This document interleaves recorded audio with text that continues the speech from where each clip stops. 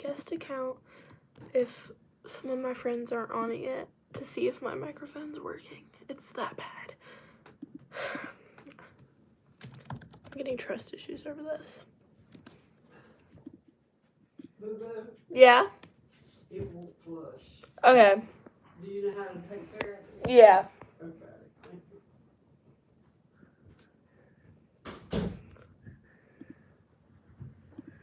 So I'm gonna try.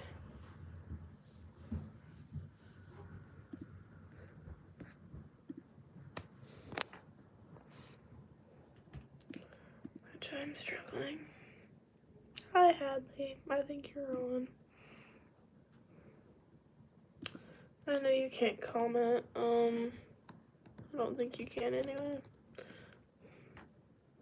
I'm trying to see if my microphone's on. I just gotta keep talking and talking and talking. I'm trying to see if my microphone's on. I just gotta keep talking and talking and talking. I'm trying to see if my microphone's on. I just gotta keep talking and talking and talking. That is so weird. To see if my microphone's on. I just gotta keep talking and talking and talking. That is so weird. To see if my microphone's on. I just gotta keep talking and talking. That is so weird. Oh gosh, it's gotta stop. It's gotta stop. Okay, so it's on. It's on. Hi everyone. If you could like and subscribe, that would be awesome. Comment if you want. I'm gonna try to figure out a story to tell everyone. Yeah, what should we do? I need ideas. Give me ideas. Oh, okay, let's see.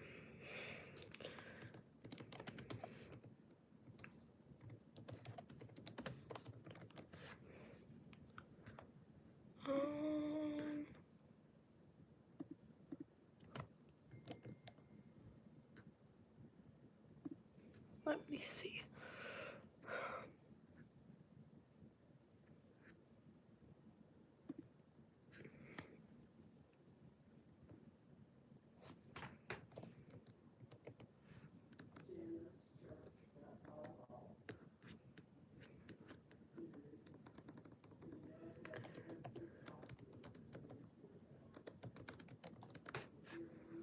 I'm trying to find a story.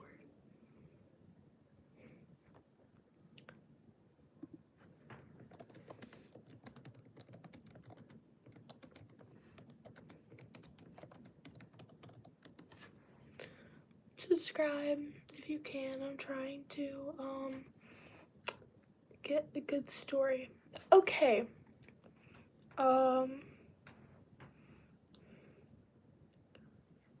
We're gonna talk about David and Goliath.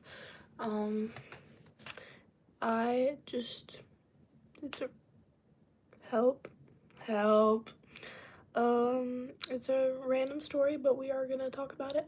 It's a great story, actually. David and Goliath at school. But I had to look it up to already give me a story. Okay, anyways. Long ago, the Israelites and the Philistines were at war. The Philistines had a giant warrior named Goliath. He was huge, strong, and wore heavy armor, and every day he challenged the Israelites to send someone to fight him. No one dared. They were all very afraid. One day, a young shepherd named David came to bring food to his brothers in the army. He heard Goliath's words and said how afraid everyone was. David was not afraid. He trusted God to help him, and he said, I will fight him. I will fight him.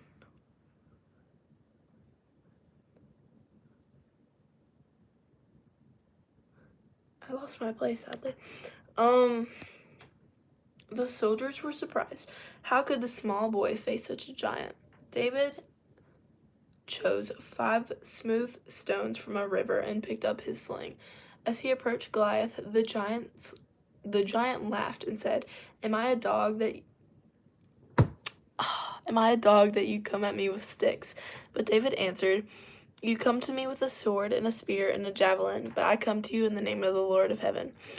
David put a stone in his sling, swung it around, and let it fly. The stone hit Goliath on the forehead, and the giant fell with a mighty crash. Everyone was amazed. David had shown courage, faith, and trust in God, and the Israelites won an incredible victory that day.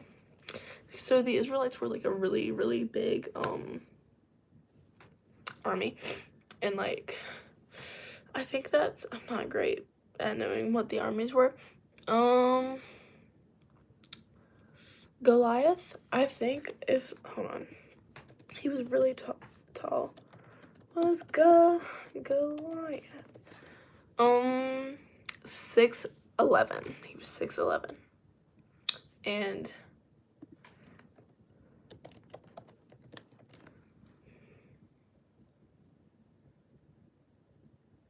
wait,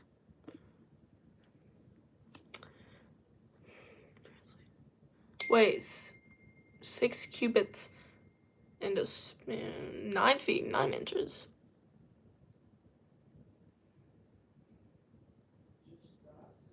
David was 5'5". David was 5'5". So like that's me, and then like my ceiling. Do you understand? Hold on, let me stand up. That's me in the ceiling. Or that's probably way taller than the ceiling actually. So he hold on. David.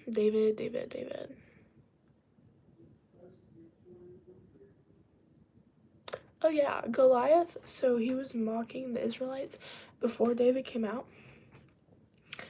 And basically he was like, send someone to fight me.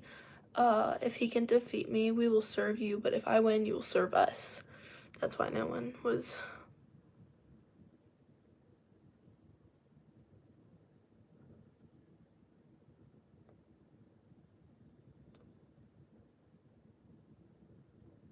Yeah, that would be true. Anyways,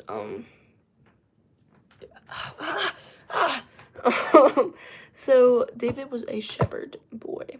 So he had a lot of siblings. He had like, I don't want to say something that's not true. How many siblings?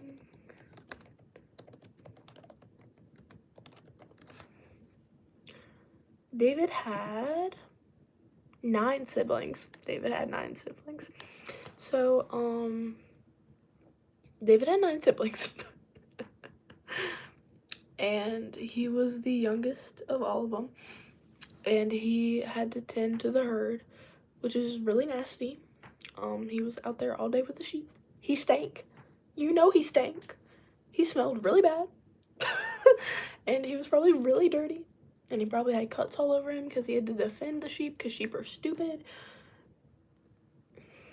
Enough said about the sheep. Let's see.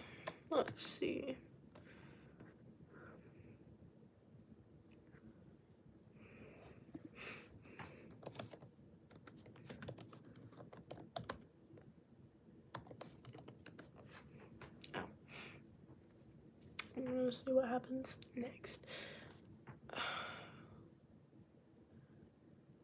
Okay. Immediately after the stone hit Goliath's forehead and felled him, David ran to the giant, stood over him, took Goliath's sword from his sheath to cut off his head. Period. This act finalized the victory and served.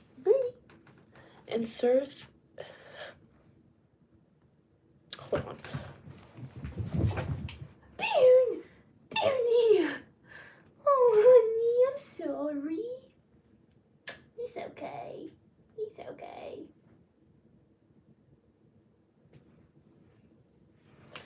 Come here, hold on. I have a guest who will be doing the reading with us. Oh, she's heavy. This is Boone. Hey, Boone. Okay. The act finalized the victory and served both as a practical and symbolical demonstration that the Philistine champion had been completely defeated. You're heavy. You're gaining weight, honey. The death of Goliath had immediate consequences on the battlefield. Seeing their champion slain, the Philistines' forces panicked and fled in disarray. The Israelite armies inspired David's courage and success, chased the Philistines all the way to their cities, including Gath and another word that I can't say, and inflicted additional casualties along the way. This is not only secured as a decisive victory for Israel in the battle, but also lifted the morale of Israelite troops and diminished the intimidation of the Philistine army. You're heavy. David's victory, though achieved with just a sling and stone, catapulted him into prominence within Israel, drawing the attention of King Saul and the Israelite people. His faith, bravery, skill demonstrated that God's power could triumph over brute strength, setting the stage for David's future leadership, eventual kingship, maybe. This event also reinforced the theme that God uses humble and faithfully accomplish great deeds, which is recurring throughout David's life and biblical tradition in general. Ain't she so cute? Ain't she so cute? Okay. Whoever joins this live will get a shout out. Hadley, I already know you're here. I've already said your name, so I'm not doing it. I've said it in 2 videos already. Hopefully we can get more people. And Boone will say hi too. Yeah. Yeah. Just gotta wait for more people. Booney. Say hi to Hadley. Hi. You're such a good girl.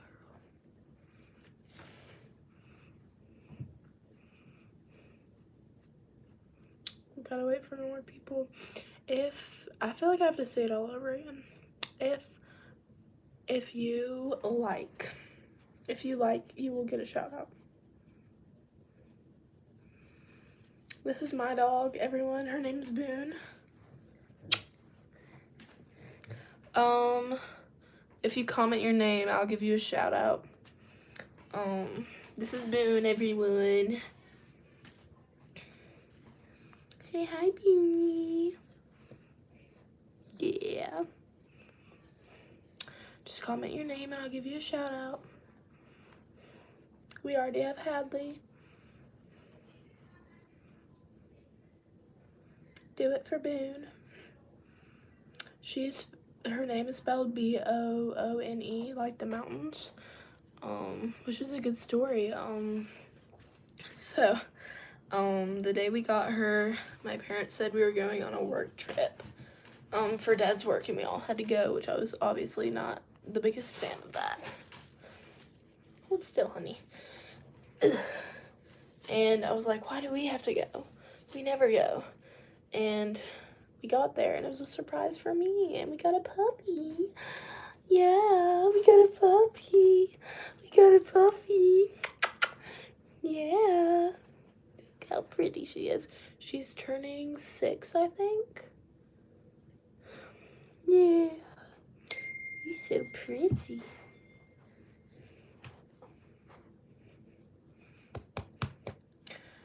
Like, subscribe.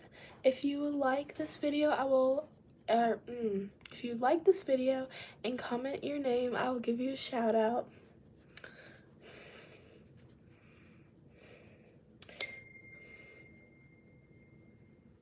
Shout outs are always good.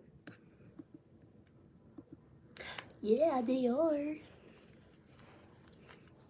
Any questions about Boone? Honey. Yeah.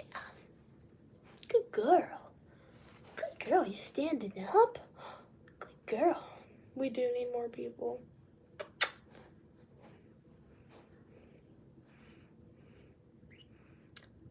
2 people are currently in the live. Boone is a girl. Boone's a girl. Thank you for asking. So we got Nico for a Valentine's Day gift. Nico's our other dog. I think you have asthma. I do. She grunts a lot. She's not the grunting type of dog. Really? I think in 6th grade we did get Nico. I think he's turning 2 this year. Oh, we're down to 1 person. This is now very eventful. Right?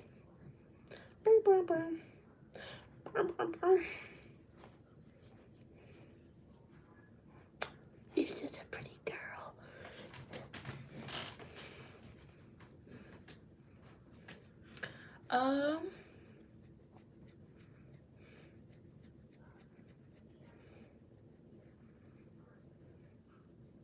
I think he's turning 2.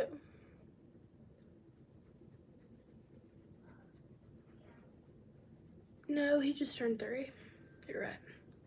Nico is turning 3. No, he's turning 3. He's not 3 yet. Honey. Okay. We got Boone when she was just a puppy. Just a puppy.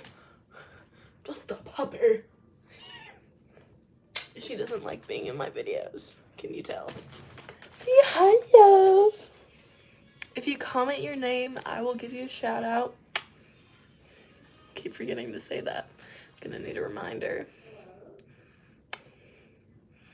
Are you precious? You're precious. Okay, so my school that we go to, has anyone ever been to a private school? Because, okay, so we have 7 kids in our class, which a lot of people wouldn't say that's not. You didn't even do anything. Why are you panting, bro? If you like, I'll give you a shout out.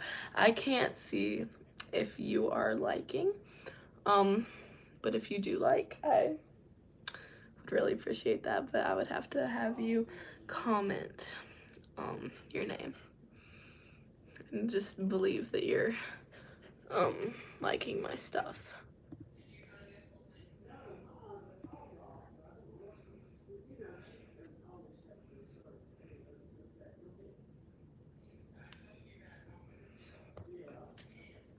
So we have 7 kids in the class. I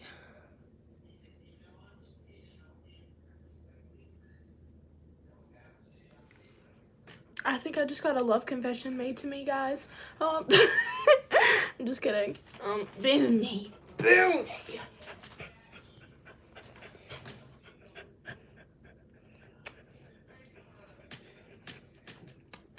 Okay, so I have 7 kids in my class, which isn't a lot, but the noise level is about 30 kids in our class. It's okay. It's really loud. The loudness makes up for the lack of people. We have 2 boys, and the rest are girls. Are you comfortable, Boone? Shout out to Hadley and Seaman. He's too young to get a shout out, Hadley. You're nasty. What's wrong with you? Okay. We're not getting a lot of views, but it's okay. Miss Lockhart was on my last live stream. Where are you, Miss Lockhart? You're precious. You're precious.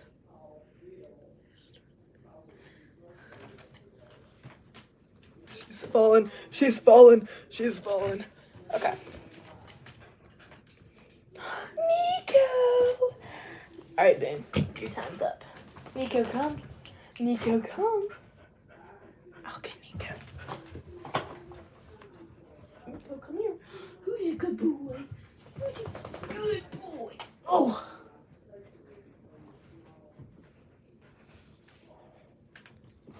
Tell who to join. Sure.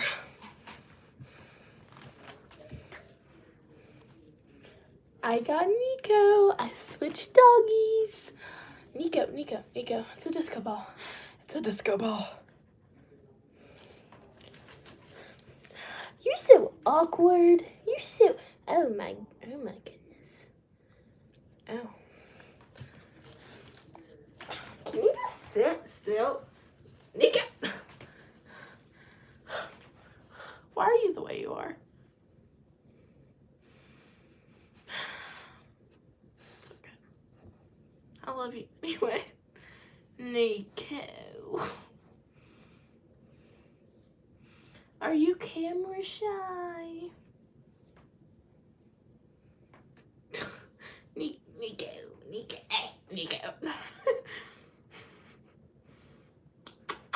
I love you.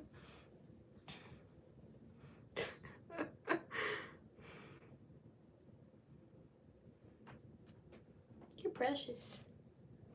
Yep, you're precious. You kind of fold like a pretzel too. Did you know that? I could eat you up.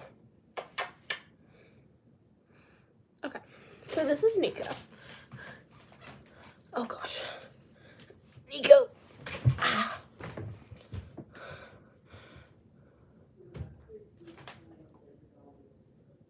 Really? Come. Good boy. Come on. Good boy. They're just gonna fight in the back. It's fine. Get him.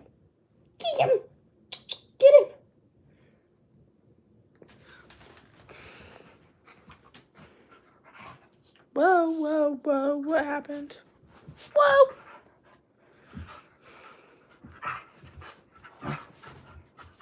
Oh, I can green screen. Wait, that's cool. Y'all, I have no likes. That's... Nico, leave her bandana on. Nicholas! Nico.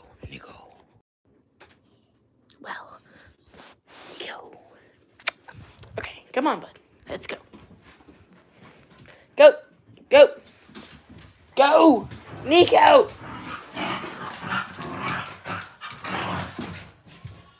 Go. Boom, come back. Dad's coming home on the way. Alright. They'll fight, but they're fine. Okay. So, what should we talk about? Okay, well, Aunt Hadley's not doing much right now. Okay.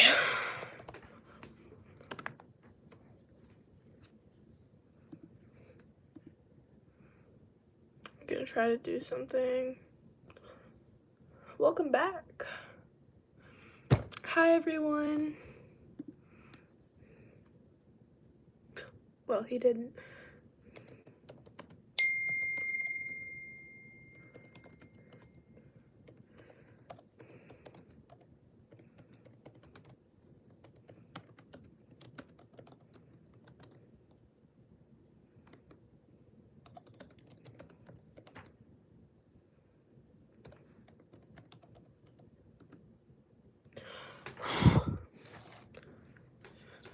How would you give me a shout out? I'm the one making the video. Okay. I'm gonna tell y'all a story. I have to set the mood. Wait.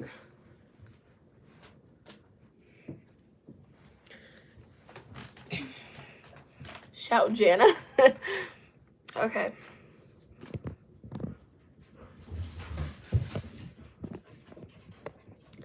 The last locker on the left. Everyone sub to Hadley Templeton. Hold on. I will tell y'all my story in just a second.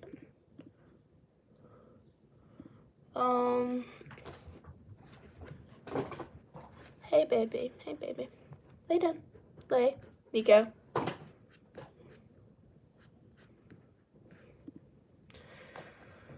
Subscribe to @Hadley_11. Blah, blah, blah. Her channel name's HT_1111. 2 hearts and a palm tree. Okay, now we're gonna listen to my story. The last locker on the left. Everyone at Freedom Academy Middle School knew one rule. Never open locker 317. Made up story. Don't copyright me for this. It was sat at the very end of the 7th grade hallway, dented, rusted, and almost cold to the touch. Teachers pretended like it didn't exist. Janitors skipped over it, and every year someone swore they heard a click from the inside, it long after the final bell. On a rainy Thursday afternoon, Hadley was stuck waiting for her ride when she noticed something new. A piece of paper slid from under locker 317. She froze. The hallway was empty. Lights flickered. Slowly, she bent down and picked it up. 3 words written in shaky pencil. You're already late. Her heart started pounding. Late for what? Before she could think, the bell rang sharp and loud, even though school had ended 20 minutes ago. Ding. The locker rattled. Maya stepped back. Hadley stepped back. Nope, she whispered, turning towards the exit. That's when the hallway door slammed shut. The lights went out. The locker 317 clicked open. Just a crack. Against every instinct she had, Hadley moved closer. Inside there wasn't darkness. It was a faint blue glow. Like this. Air felt colder. She stepped into the freezer.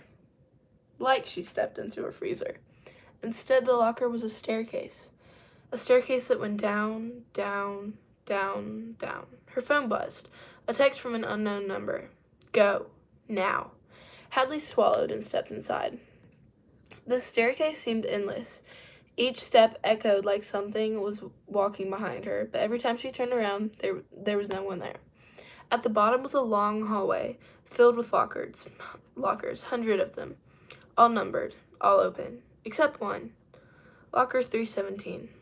It stood at the end, identical to the one upstairs. A voice echoed through the hall. He finally came. Hadley spun around. Who's there? The locker door creaked open. Inside was another hallway. And inside the hallway, students, dozens of them. They looked normal at first, same clothes, same backpack, but none of them blinked. A girl stepped forward. We're the forgotten ones, she said softly. Every year, someone disappears from Freedom Academy. People forget, teachers forget, every parent forgets. Hadley's chest tightened. That's impossible. The girl smiled sadly. Is it? Hadley remembered then, a boy named Everett. He had sat behind her in every math class. No one talked about him anymore, not even his best friend. What happens if I don't leave? Hadley asked. The locker begins to shake. Then you stay, the girl said, and someone else forgets you ever existed. The hallway lights flickered faster. The staircase behind Maya started closing. Hadley started closing. Her phone buzzed one last time. Choose. Hadley ran. She burst up the stairs, leaped out of the locker, and slammed the door shut just as the bell rang again. Ding! The hallway lights turned on. Students flooded past her like nothing happened. Locker 17 was sealed. Silent. Hadley checked her phone. No messages. She exhaled shakily and turned to leave. When she noticed something carved into the locker door, 4 words freshly scratched into the metal. You remembered. Good. Hadley never told anyone what happened, but every year when school ends and the hallway's empty, she walks past locker 317 just to make sure it's closed. Did y'all like my story? Do y'all want to hear another one?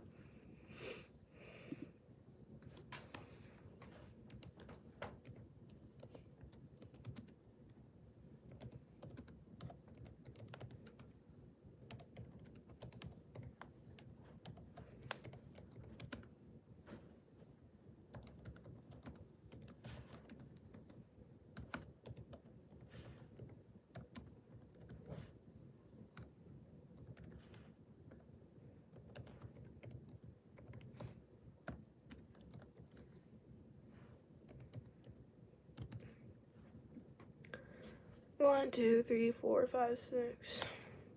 6, 7, question mark?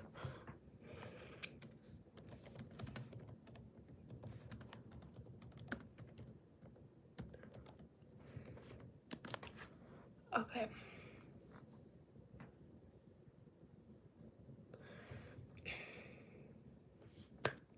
Okay. Hold on.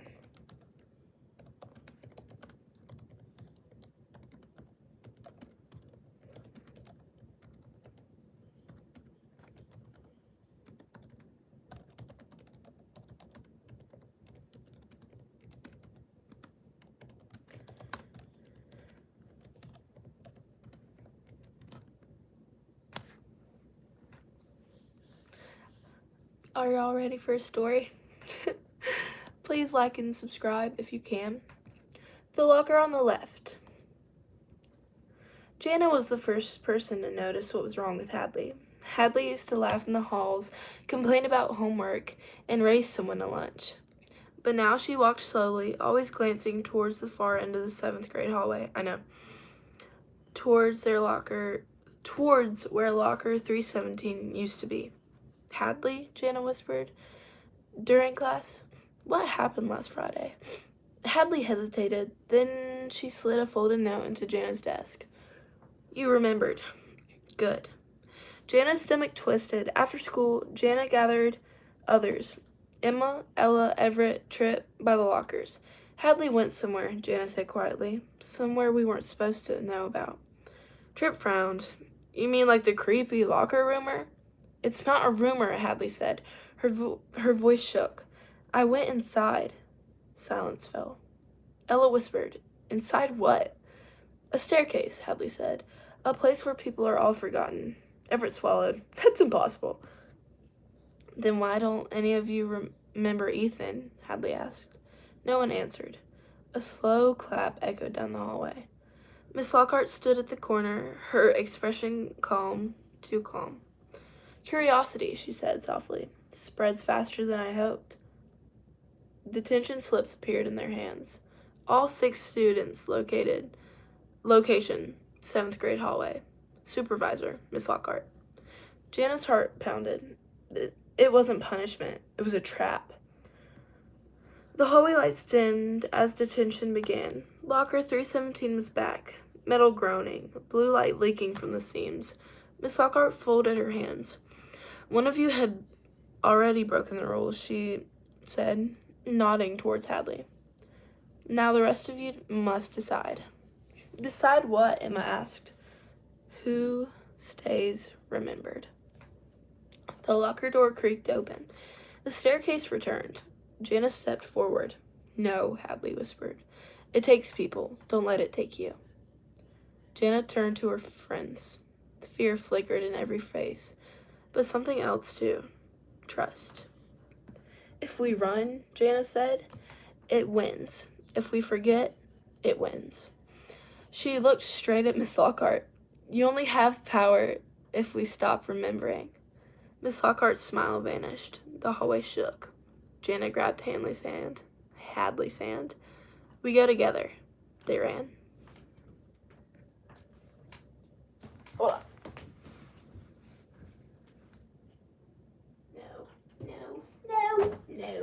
No. You don't need to be eating the blanket.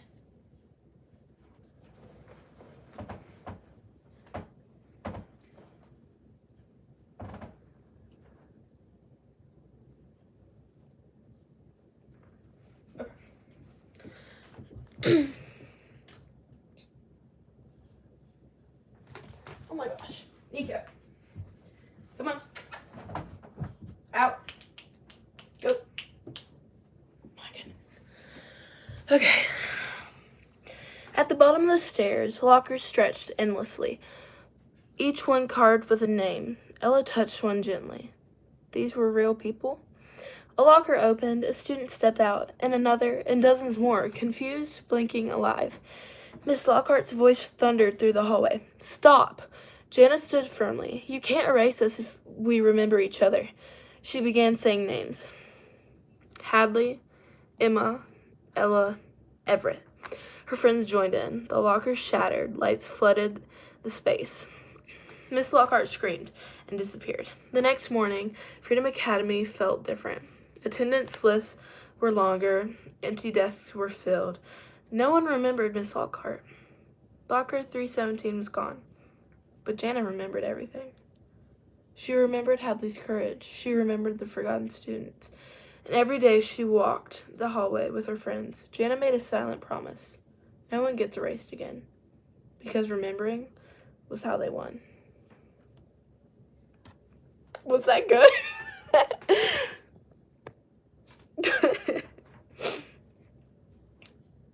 Let's see.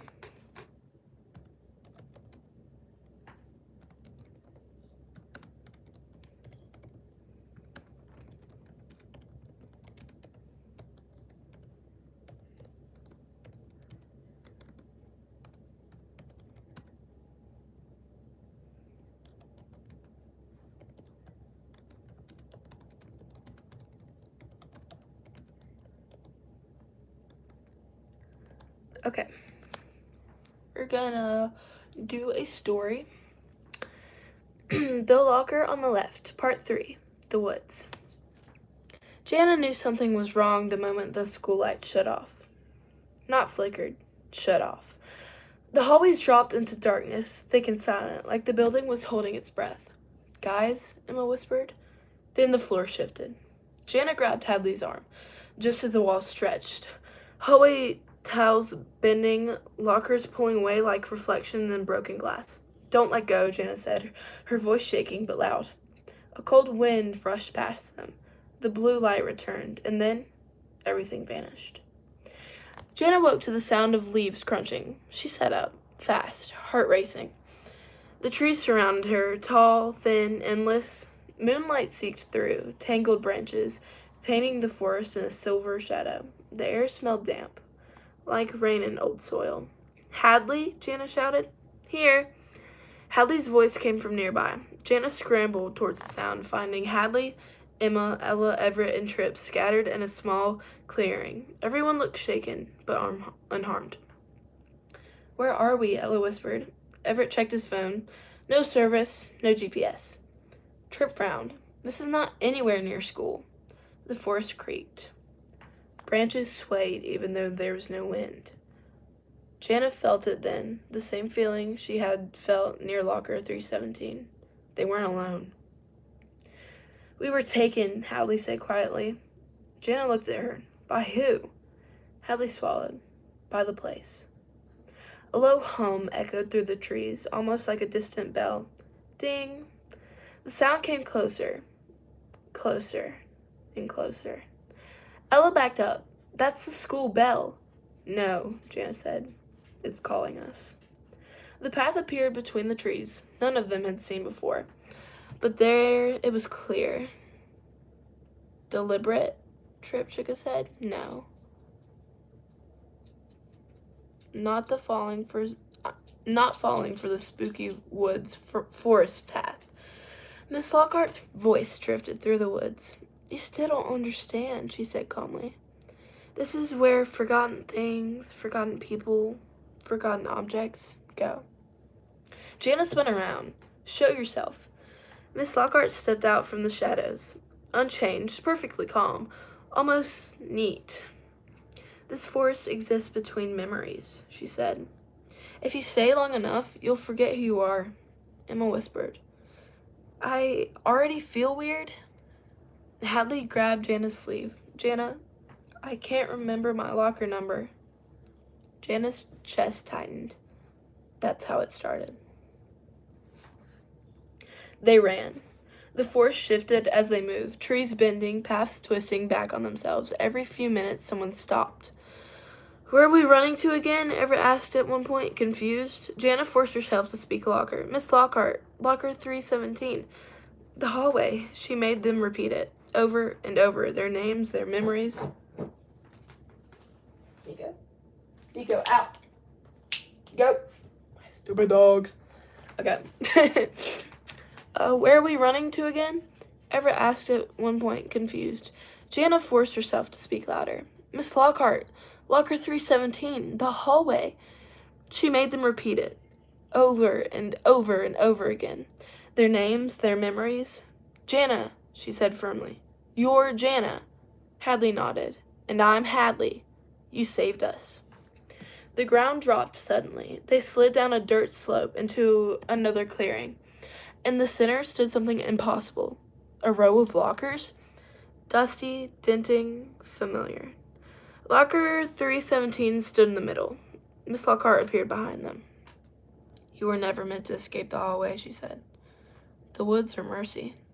"Mercy?" Tripp snapped. "Forgetting doesn't hurt," Miss Lockhart replied. "Being remembered does." The lockers began to open. Inside each one, whispers, names, memories slipping away. Hadley fell to her knees. I can't remember my mom's face." Janna's fear turned into anger. "No," she said. "You can't get to erase us." She stepped between Hadley and the lockers. "You want something forgotten?" Janna said. "Take me." Hadley grabbed her arm. "No." Miss Lockhart tilted her head. "You would choose that?" Janna didn't hesitate. "Because someone has to remember." The forest shook. The lockers rattled violently. Light burst from the trees, stronger than the blue glow. Voices filled in the clearing. Dozens, hundreds. Students stepped out of the woods, remembered.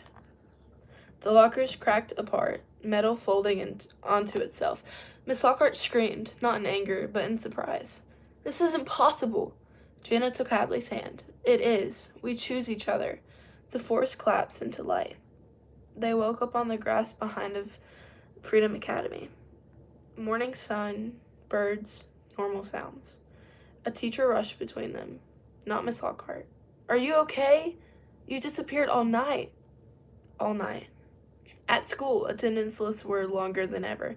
No one remembered Miss Lockhart, but sometimes when Janna passes the trees on the edge of the campus, she hears a faint sound. Ding! Then Janna squeezes Hadley's hand tighter. Because remembering is a choice, and she'll keep choosing it. I think that's all we're gonna do today.